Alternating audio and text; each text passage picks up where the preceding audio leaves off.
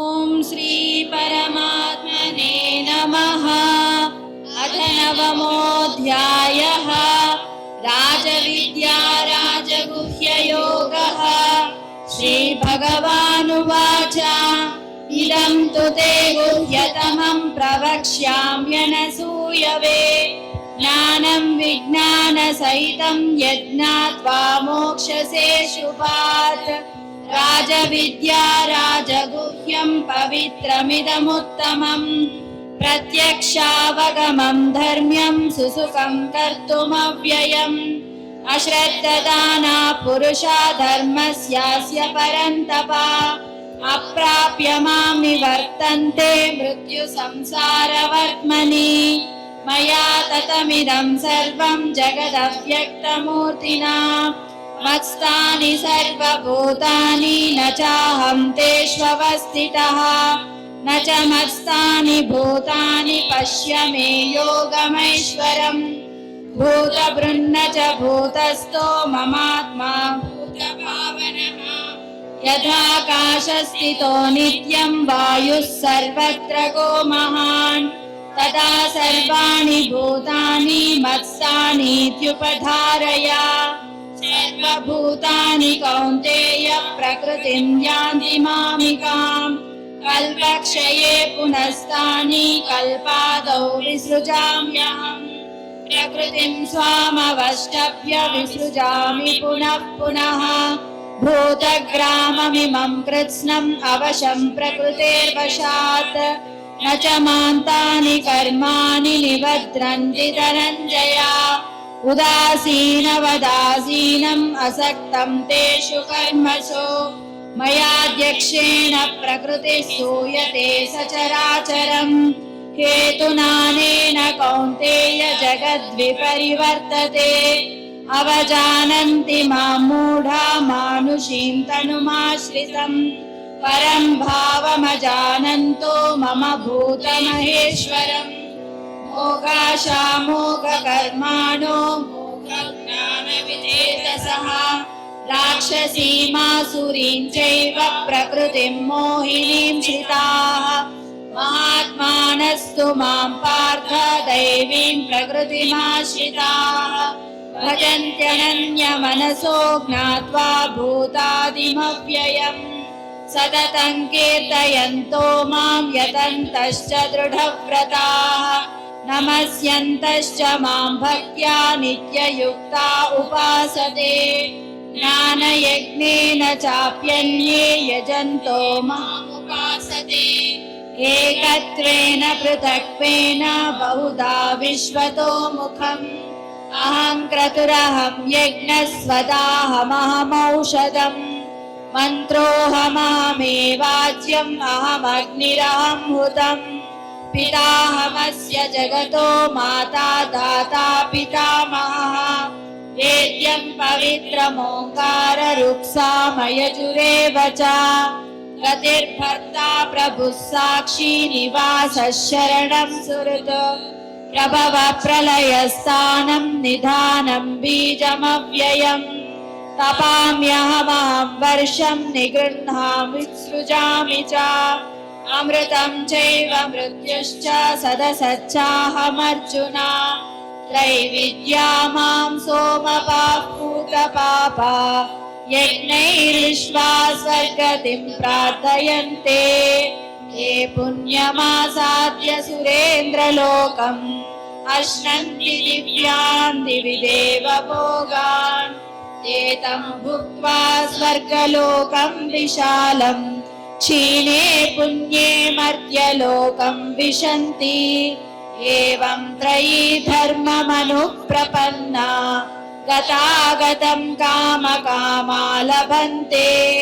अनन्याश्चिन्तयन्तो मां ये जनाः पर्युपासते।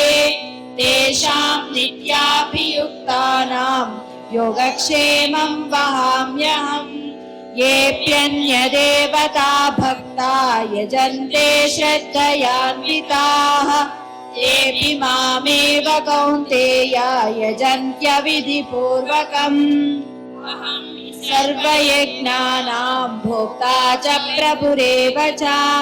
न तु मामपि जानन्ति तत्त्वेन तस्यवन्ति ते यान्ति देवव्रता देवान् पितॄन् यान्ति पितृव्रताः भूतानि यान्ति भूतेज्या यान्ति मद्याजिनोऽपि माम् पत्रं पुष्पं फलं तोयं यो मे भक्त्या प्रयच्छति तदहं भक्त्युपहृतम् अश्नामि प्रयतात्मनः यत्करोषि यदश्नासि यज्जुहोषि ददासि यत् यत्तपस्यसि कौन्तेय तत्कुरुष्व मदर्पणम् शुभाशुभफलैरेवं मोक्ष्यसे कर्मबन्धनैः सन्न्यासयोगयुक्तात्मा विमुक्तो मामुपैष्यसि समोऽहं सर्वभूतेषु न मे द्वेष्योऽस्ति न प्रियः ये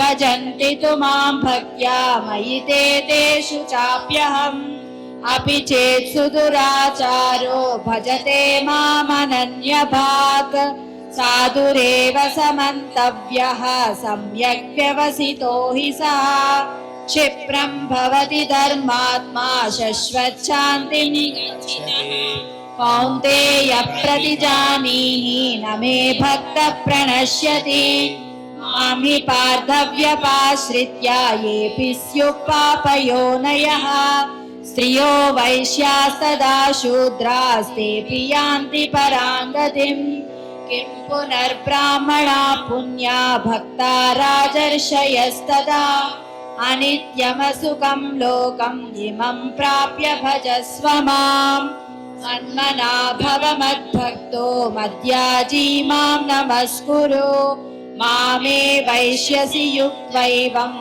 आत्मानं मत्परायणः ॐ तत्सदिति श्रीमद्भगवद्गीतासु उपनिषत्सु ब्रह्मविद्यायां योगशास्त्रे श्रीकृष्णार्जुनसंवादे राजविद्या राजगुह्ययोगो नाम नवमोऽध्यायः। अहं सर्वस्य प्रभवः मत्तः सर्वं प्रवर्तते इति మత్వా భజంతే మా బుధాభావ సమన్విత.